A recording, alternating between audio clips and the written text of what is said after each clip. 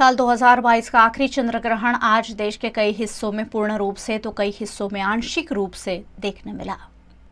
आज 8 नवंबर को मंगलवार और देव दिवाली के दिन पर आखिरी चंद्र ग्रहण इस साल का देखने मिला।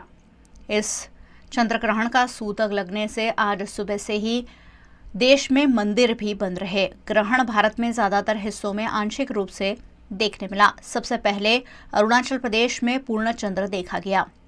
भारत में ग्रहण दिखाई देने के कारण इसका सूतक काल भी मान्य किया गया। दुनिया की कई जगहों पर पूर्ण ग्रहण भी देखा गया। अरुणाचल प्रदेश की राजधानी ईटानगर में पूर्ण ग्रहण के साथ चंद्रोदय सबसे पहले देखा गया। उज्जैन की जीवाजी वेधशाला के अधीक्षक डॉक्टर राजेंद्र गुप्त के मुताबिक कोलकाता, कोहिमा, पटना, पुरी, रांची में पूर्ण और शेष भारत में आंशिक चंद्र ग्रहण देखने मिला। दिल्ली में शाम 5:28 पर चंद्रग्रहण शुरू हुआ। मुंबई में ये करीब 6 बजे शुरू हुआ।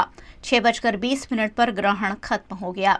अगले साल 2023 में भी कुल 4 ग्रहण होंगे, जिनमें से 2 सूर्य और 2 चंद्र ग्रहण रहेंगे।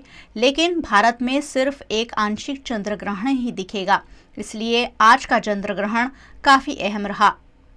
कई खगोलविदों ने इस चंद्र ग्रहण के अभ्यास का भी लाभ लिया। दुनिया के बाकी देशों की बात करें तो चंद्र ग्रहण सबसे पहले 2:39 पर प्रशांत महासागर क्षेत्र में देखने मिला। इसके बाद ये अमेरिका होते हुए ऑस्ट्रेलिया और फिर जापान में देखा गया। अमेरिका और ऑस्ट्रेलिया में ये आधा दिख रहा था। कुछ देर बाद ही दोनों देशों में ब्लड मून भी देखने मिला। हालांकि जापान में चंद्र ग्रहण आंशिक तौर पर ही देखा गया। 50 सालों से पार्टी से जुड़े कांग्रेस के सीनियर विधायक मोहन सिंह राठवा ने अचानक विधानसभा चुनाव से पहले पार्टी से इस्तीफा देकर गुजरात की सियासत में राजनीतिक भूचाल ला दिया है। गुजरात में विधानसभा चुनाव के माहौल के साथ ही दल बदल का माहौल भी रंग पकड़ता जा रहा है। गुजरात में कांग्रेस के सीनियर विधायक रहे मोहन सिंह राठवा ने कांग्रेस पार्टी से इस्तीफा दे दिया है और अटकलें लगाई जा रही हैं कि वो जल्द भारतीय जनता पार्टी में जुड़ेंगे। मोहन सिंह राठवा 11 बार चुनाव लड़ चुके हैं, जिसमें से 10 बार चुनाव जीत भी चुके हैं।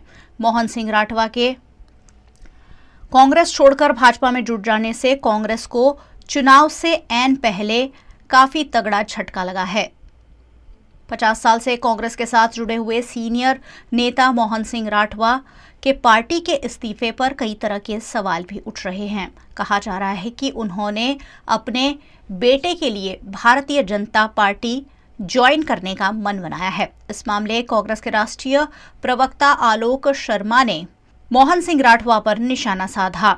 इस बारे में क्यों पार्टी उन्होंने छोड़ी है या रिजाइन क्यों किया है, इस बारे में बेहतर वही बता सकते हैं। इतना ज़रूर है कि चुटनी का समय है, लोग आएंगे भी और जाएंगे भी। कांग्रेस पार्टी एक बहुत पुरानी वरिष्ठ पार्टी है जो हमारी आइडियोलॉजी के साथ जुड़कर हमारे अंदर समाहित होकर आना चाहता है, उसका स्वागत है।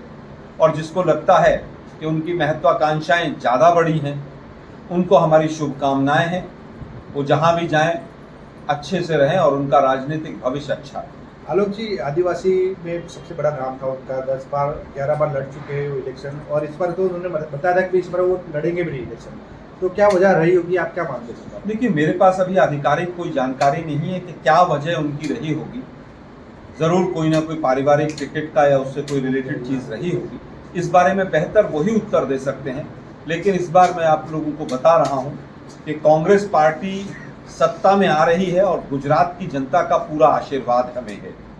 इतना ज़रूर है कि इतने सीनियर जब हमारे लीडर्स होते हैं, इतने लंबे समय से वो हमसे जुड़े रहे, अगर जाते हैं तो कहीं ना कहीं हमें दुख भी होता है।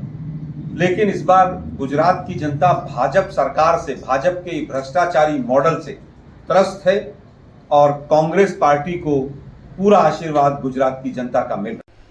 शिप लेकर पश्चिम अफ्रीका के इक्वेटोरियल गिनिया गए वडोदरा के इंजीनियर युवक समेत के 16 लोगों को 3 महीने से बंधक बनाकर रखा गया है, जिन्हें छुड़वाने की मांग की जा रही है। पिछले 90 दिनों से पश्चिम अफ्रीका के इक्वेटोरियल गिनिया में फंसे वडोदरा के युवक इंजीनियर को छुड़वाने के लिए वडोदरा की सांसद रंजन मैन भट्ट ने विदेश मंत्रालय को पत्र लिखा है। आज को अभी जहाज से 15 लोगों को उतार के इक्वेटोरियल गिनी, मलावो में एक डिटेंशन, एक जेल जैसी जगह पर लाके रखा गया है। हमारे पास खाने पीने के लिए पानी नहीं है, कोई बिस्तर नहीं है, कुछ नहीं है। हमें यहाँ पे अंदर बंद रखा गया है और बाहर जाने की अनुमति नहीं है। बाहर सिक्योरिटी गार्ड है और हमें ऐसा लगता है कि यहाँ से अभी हमें नाइजीरिया भेजने का कोई और तरीका निकाला जाएगा। हम आपसे विनती करते हैं कि हमारी मदद करिए।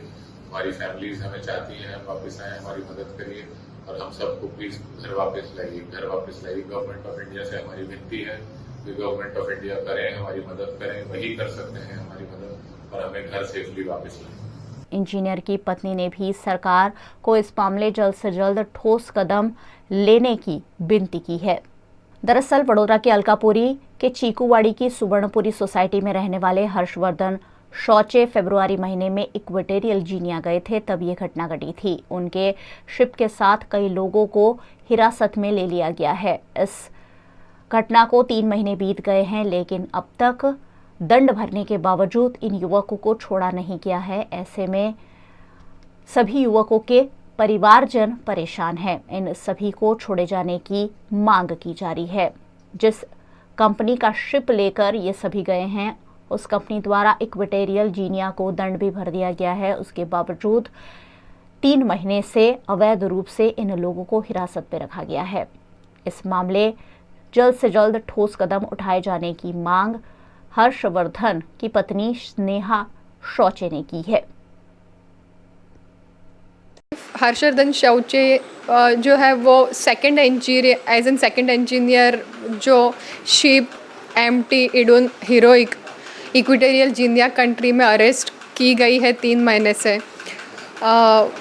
तो बात ये है कि 3 महीने से ये सब चल रहा है। As an part of the investigation सब इन्वेस्टिगेशन हो गया है। कंसर्न सब अथॉरिटीज़ नाइजीरिया से, इक्वेटोरियल गिनिया से शिप पे आके सब इन्वेस्टिगेशन एंड स्क्रूटिनी करके गई है।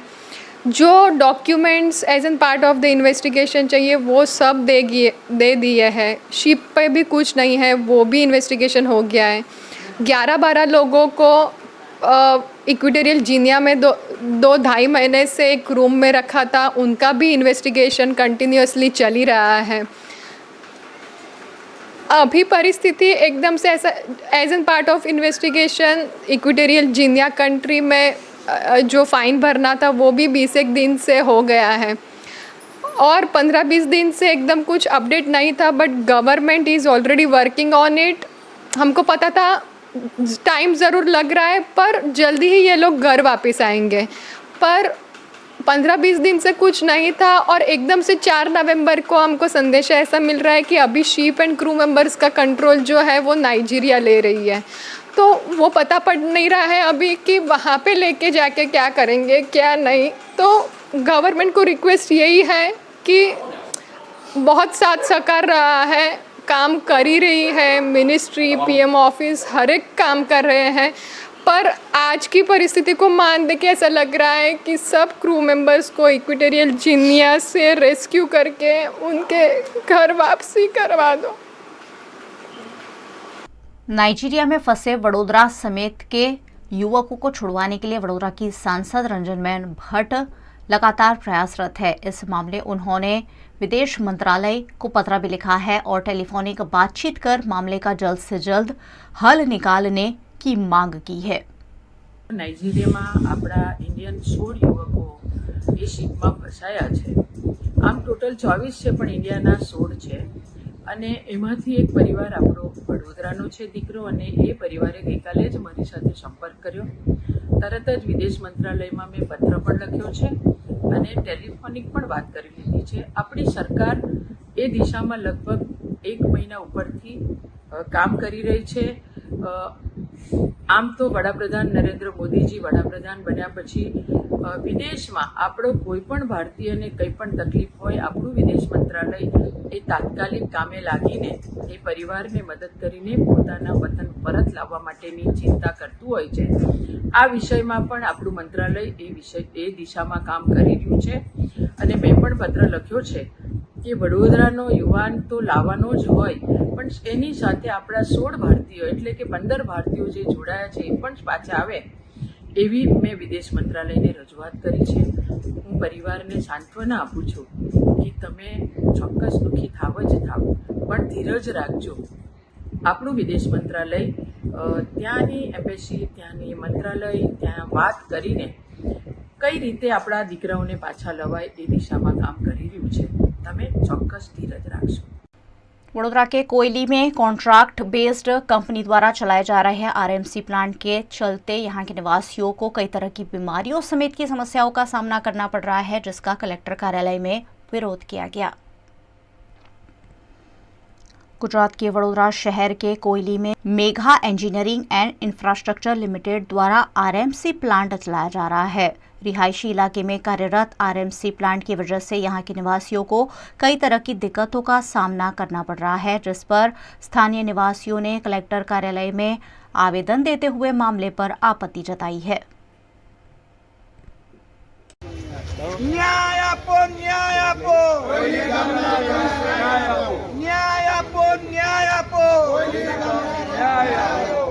आज हम बड़ौदा कलेक्टर साहब के पास बड़ौदा तालुका का जो कोयली गांव हमारा है, ये कोयली गांव में आरएमसी प्लान एक है. वो आरएमसी प्लान से बहुत डस्ट होता है और रेसिडेंस जोन पूरा है. रेसिडेंस जोन के अंदर ये प्लान की परमिशन किसने दी? बहुत लोग परेशान हो रहे हैं, बच्चे परेशान हो रहे हैं, दुकानदार परेशान हो रहा है, जो राहदारी लोग हैं वो लोग परेशान हो रहे हैं. अगल बगल की सोसाइटी वाले को बहुत डस्ट से टीबी जैसा रोग का अभी शुरुआत भी हो गया है. तो हम आज माननीय कलेक्टर से एक विनंती करने आए हैं कि साहब आप एक बार वो स्थल पर विजिट कीजिए और ये जो गरीब लोग हैं जो रजूआत करने जाते हैं तो खुद कंपनी के मालिक वहाँ अपना बाउंसर लोग को रखते हैं और सब गांव वालों को डरा कर रखा है. कोई रजूआत करेगा तो वो डरा देंगे. तो हम माननीय कलेक्टर साहब, हमारे बड़ौदा के बहुत अच्छे कलेक्टर साहब है और वो इस पर जल्द से जल्द कोई अच्छा एक्शन ले और वहाँ से प्लान हम नहीं कहते बंद कर दे, डेवलप भी चाहिए लेकिन रेसिडेंट जोन से वहाँ दूर ले जाए और वो प्लान यहाँ से शिफ्ट करे. ऐसी हमारी कलेक्टर साहब से आप हमारी मांग है. आज केंद्रीय उद्योग मंत्री पीयूष गोयल आज गुजरात के वडोदरा शहर आए और यहां उन्होंने बिजनेसमैन से संवाद भी किया. केंद्र के उद्योग मंत्री पीयूष गोयल व्यवसाय से जुड़े लोगों के साथ संवाद के लिए वडोदरा शहर आए. इस दौरान भारतीय जनता पार्टी द्वारा वडोदरा के वासविक हॉल में संवाद कार्यक्रम आयोजित किया गया, जिसमें उद्योगों से जुड़े कई लोग शामिल हुए. इस दौरान केंद्रीय मंत्री पीयूष गोयल ने मीडिया से बातचीत में कहा कि गुजरात विधानसभा के चुनाव को लेकर भी इस संवाद में काफ़ी चर्चा की गई है. इस कार्यक्रम में भारतीय जनता पार्टी के वडोदरा अध्यक्ष डॉक्टर विजय शाह, कॉरपोरेशन के मेयर केयू रोकड़िया, वडोदरा की सांसद रंजनबेन भट्ट, अकोटा विधानसभा विधायक सीमा मोहिले, मांजलपुर विधानसभा के विधायक योगेश पटेल, भाजपा के नेता और कार्यकर्ता बड़ी संख्या में उपस्थित रहे. कोई कम ज्यादा नहीं थी जितनी आपकी आज, मेरी भी तभी वैसी. लेकिन कभी ना कभी एक समय भी आता है कि हम प्रोफेशनल्स ने भी थोड़ा अधिक समय देश के प्रति देना चाहिए, समाज में सुधार के प्रति देना चाहिए. और मेरे ख्याल से उस भावना को अगर हम रखें तो राजनीति एक ऐसा माध्यम है जिससे आप बहुत काम कर सकते हैं, बहुत बड़े समाज में प्रभाव कर सकते हैं. और मैं समझता हूँ विजय भाई डॉक्टर हैं, इतना समय दे रहे हैं, यहाँ पे अन्य प्रोफेशनल्स बैठे हैं, आप सब कई पदाधिकारी हैं, इंस्टीट्यूट ऑफ चार्टर्ड अकाउंटेंट्स के, इंस्टीट्यूशन ऑफ इंजीनियर्स के, आप सब अपने अपने रूप में देश के लिए काम कर रहे हैं, देश के निर्माण के लिए काम कर रहे हैं.